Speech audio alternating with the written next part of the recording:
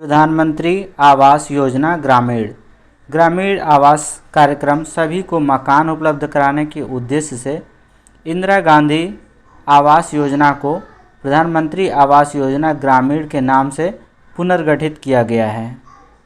इस योजना का उद्देश्य सभी बेघर परिवारों और कच्चे तथा टूटे फूटे मकान में रहने वाले परिवारों को बुनियादी सुविधाओं से युक्त पक्का मकान उपलब्ध कराना है। साफ सुथरे घर के साथ मकान के न्यूनतम आकार को बढ़ाकर 25 वर्ग मीटर कर दिया गया है, जो कि पहले 20 वर्ग मीटर था। घर बनाने के लिए मैदानी क्षेत्रों में पहले 70,000 रुपये दिया जाता था, लेकिन अब 70,000 को बढ़ाकर 1,20,000 रुपये कर दिया गया है तथा पर्वतीय क्षेत्रों में दुर्गम जिलों में पहले 75,000 रुपये दिया जाता था, अब उसे बढ़ाकर 1,30,000 रुपये कर दिया गया है। अर्थात अब मैदानी इलाकों में घर बनाने के लिए सरकार की तरफ से 1,20,000 रुपये तथा पर्वतीय क्षेत्रों और दुर्गम जिलों में घर बनाने के लिए सरकार की तरफ से 1,30,000 रुपये दिया जाता है। इसके अलावा सरकार की तरफ से इन घरों में पाइप के जरिए पीने का पानी की व्यवस्था, बिजली कनेक्शन, एलपीजी गैस कनेक्शन आदि की सुविधा का भी प्रयास किया जाएगा। साथ ही साथ शौचालय निर्माण के लिए 12,000 रुपये की सहायता भी सरकार की तरफ से प्रदान किए जाने का भी प्रावधान है।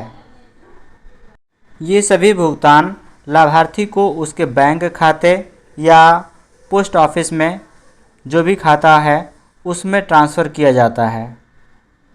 पीएम आवास योजना ग्रामीण सब्सिडी, इस योजना के तहत लाभार्थी वित्तीय संस्थाओं से 70,000 रुपये तक का लोन भी ले सकते हैं। ब्याज की सब्सिडी 3% है।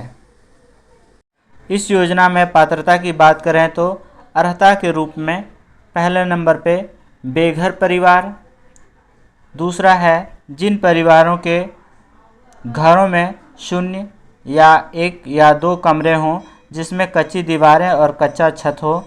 थर्ड है ऐसा परिवार जिसमें 25 वर्ष से अधिक आयु का कोई साक्षर मतलब पढ़ा लिखा व्यक्ति या वयस्क न हो। चौथा ऐसा परिवार जिसमें 16 से 59 वर्ष की आयु वाला कोई वयस्क पुरुष सदस्य न हो। पाँचवा नंबर है 16 से 59 वर्ष के बीच की उम्र वाला कोई वयस्क सदस्य न हो। छठा नंबर है दिव्यांग सदस्य वाले परिवार। सातवां है भूमिहीन परिवार। आठवां है अनुसूचित जाति, अनुसूचित जनजाति, अन्य और अल्पसंख्यक वर्ग। तो इस तरह से जितनी ये श्रेणियां बताई गई हैं उसमें से किसी में भी आप बिलोंग करते हैं, आते हैं, किसी श्रेणी में आते हैं तो आप इस योजना को प्राप्त करने के पात्र हैं। अब बात करते हैं ऐसे परिवार, ऐसे उम्मीदवार जो इस योजना का लाभ नहीं ले सकते हैं, इस योजना के पात्र नहीं हैं। वो हैं ऐसे उम्मीदवार जिसके पास 2 पहिया, 3 पहिया, 4 पहिया वाहन हो, कृषि उपकरण हो जैसे मछली पकड़ने की नाव आदि। ये परिवार इस योजना के पात्र नहीं हैं। और भी ऐसे ही है जैसे ऐसे उम्मीदवार जिनके पास किसान क्रेडिट कार्ड केसीसी है जिसकी सीमा 50,000 या उससे ऊपर हो। ऐसा परिवार जिसमें यदि कोई सरकारी सेवा में है या ऐसा कोई परिवार का सदस्य जिसकी प्रति माह आय 10,000 रुपये से अधिक है। ऐसा परिवार जो इनकम टैक्स भरता हो, जिसके पास फ्रिज हो या लैंडलाइन फ़ोन का कनेक्शन हो।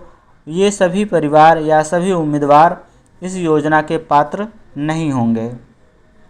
आवश्यक दस्तावेज, इस योजना को प्राप्त करने के लिए आवश्यक दस्तावेज क्या होने चाहिए, डॉक्यूमेंट्स क्या होने चाहिए। आधार कार्ड होना चाहिए। आधार कार्ड उपयोग करने के लिए लाभार्थी की ओर से सहमति दस्तावेज होना चाहिए। मनरेगा में काम करते हैं तो मनरेगा पंजीकृत लाभार्थी का जॉब कार्ड जो नंबर बना होता है वो चाहिए। स्वच्छ भारत मिशन के लाभार्थी की संख्या, बैंक खाता का विवरण, ये सब डॉक्यूमेंट्स आवश्यक हैं। दोस्तों अब हम चेक करेंगे प्रधानमंत्री आवास योजना ग्रामीण की सूची। इसमें लाभार्थी चेक करते हैं कि कौन कौन लाभार्थी हैं।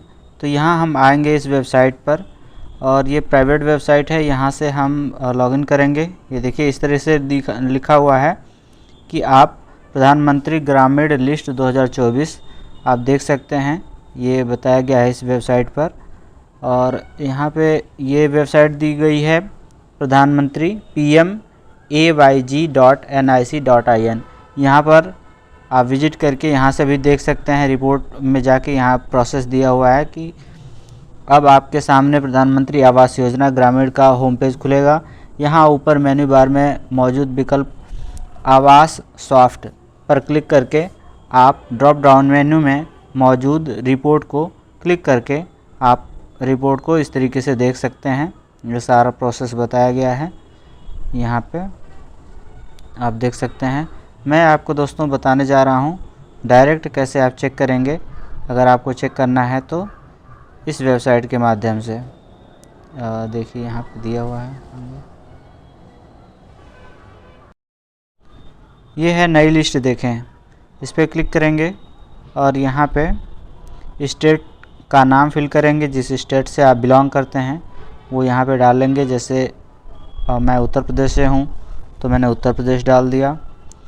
और यहाँ पे डिस्ट्रिक्ट सेलेक्ट कर लेंगे, मान लीजिए आगरा मैंने सेलेक्ट कर लिया। और इसके नीचे जो दिया हुआ है उसको सेलेक्ट कर लेते हैं। ये तहसील है, इसको चेक कर लिया, इसको सेलेक्ट कर लिया। और उसके बाद आगे एरिया दिया हुआ है, गांव दिया हुआ है, विलेज का नाम है, ये चेक करेंगे। और उसके बाद ईयर चेक करेंगे कि कौन से ईयर में आप चेक करना चाहते हैं, 2023, 24, 25, जिस ईयर में भी आप चेक करना चाहते हैं उस ईयर को सेलेक्ट करेंगे। और एलिजिबिलिटी चेक हो जाएगी आपकी कि आपको आवास मिला है या नहीं मिला है। यहाँ पे आपका नाम आ जाएगा। और प्रधानमंत्री आवास योजना यहाँ सेलेक्ट करेंगे। और उसके बाद यहाँ पे ये कैप्चा है उसको फिल कर लेंगे और सबमिट किया तो हमारे पास लिख के आ रहा है नो डेटा फाउंड। यहाँ से इस विलेज में और इस ईयर में कोई नहीं है,